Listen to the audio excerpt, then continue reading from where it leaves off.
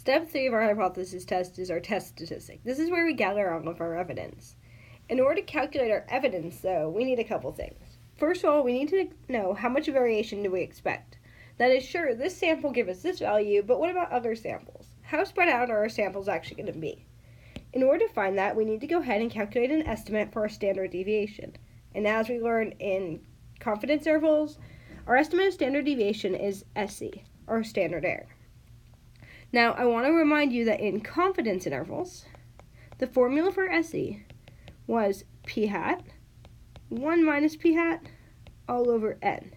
It turns out our SE here is very, very similar. The only thing is, we're assuming that this p hat is not as good as our assumed value. That is, we're assuming that p naught is true, not p hat. That is, we're assuming, once again, p naught is a better estimate of what's happening in the population than our sample is. For that reason, our formula for SE has the same form. The only difference is I replace p hat with p naught. And this is for hypothesis testing, while the one over here on this side is what we use for confidence intervals. Now that we've got that, let's go ahead and talk about what we're going to do with SE. Once we find SE, that is how much variation there is between samples, the next thing we're going to calculate is our test statistic. That is a weight of how much evidence we actually have.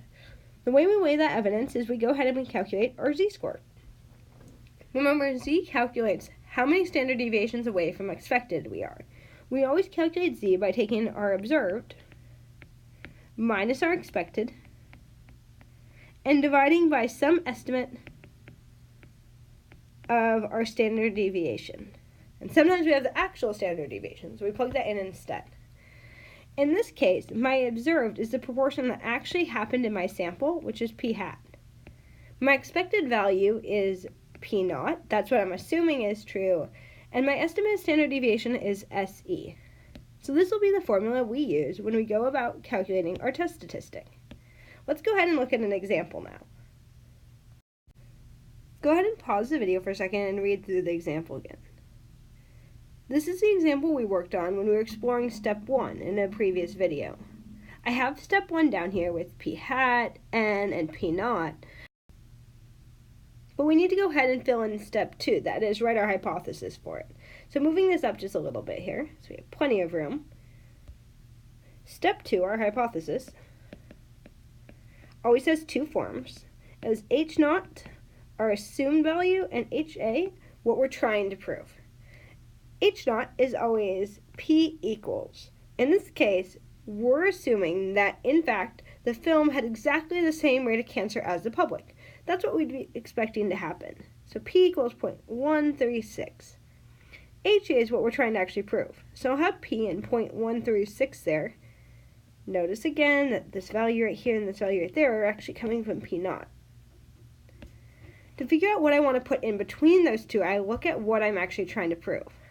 I want to say, can we conclude that the crew suffered a significantly higher rate of cancer? Well, if they have a significantly higher rate of cancer, P would be greater than 0.136. That is, the film crew should have a rate that's significantly greater than that of the public, 0.136 or 13.6%. Having done step 2, let's go ahead and do step 3. Step 3 is once again my test statistic. When I go to calculate, the first thing I'm going to do is calculate SC, which is square root P naught, 1 minus P naught, all over N. In this case, that'll be 0.136, 1 minus 0.136, all over 220. Now once again, if you're sketchy with your calculator, go ahead and simplify this first. That is, we can rewrite it as square root 0.136 times 0.864 divided by 220. Which will give us, after we go ahead and round it to once again 4 decimal places, 0.0231. This is our expected variation between samples, if in fact our assumption is true. Now we need to go ahead and weigh the evidence we have, which is we have to calculate our z-score. Moving up again, z is going to be equal to our actual value p hat minus our assumed value p naught, all over the estimate of our standard deviation, SC. So plugging these all in here, notice from above, we had p hat as a fraction.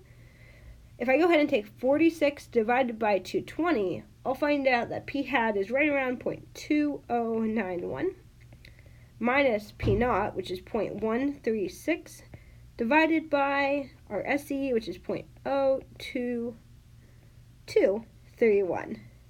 Now if you're going to plug this into your calculator all at once, make sure you put parentheses around the top of it.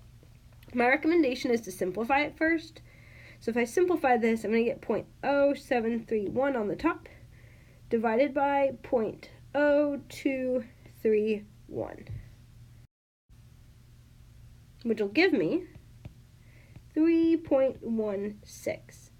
A couple things about the z-score. One, it's positive. And it's positive because what actually happened, my 46 out of 220 people, is higher than the 13.6 I'd expect the percentage to be.